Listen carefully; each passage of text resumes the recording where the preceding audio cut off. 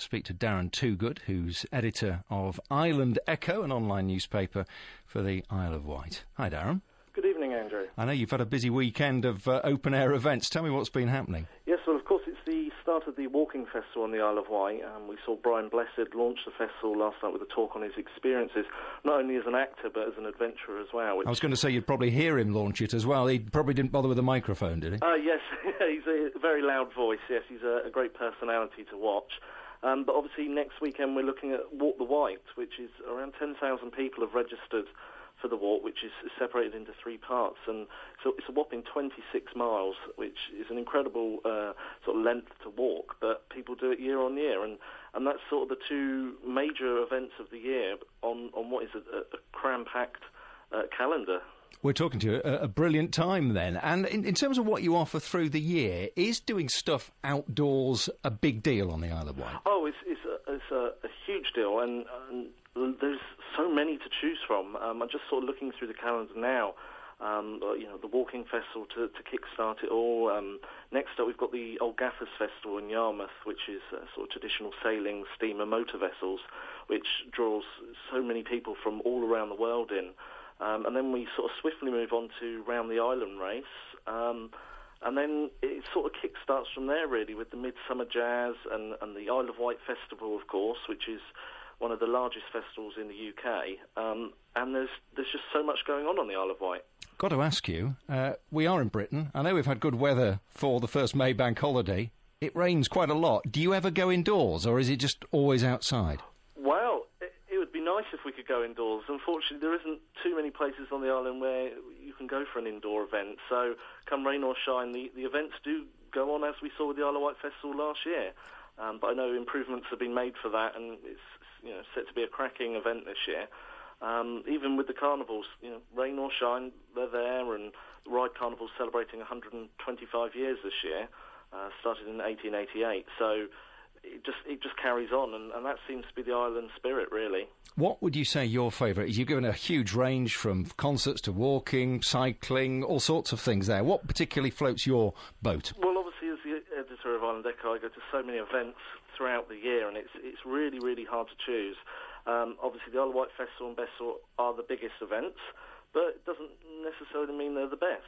For example, there's the V-Dub Island takeover, which is what's that one? A collection of large sort of Volkswagen vehicles, and it's a small event, but what a cracking event it is. And even the National Scooter Rally, where sort of the August bank holiday, we see thousands upon thousands of scooterists descend on ride, and it's become a tradition now. And so not necessarily the largest events, it's the small stuff that makes the Isle of Wight as well. You mentioned the Isle of Wight Festival. Is not that, if we're honest, for those a little younger and perhaps even trendier than us? Darren, I don't want you to be lumped with me too much here, but isn't that the truth?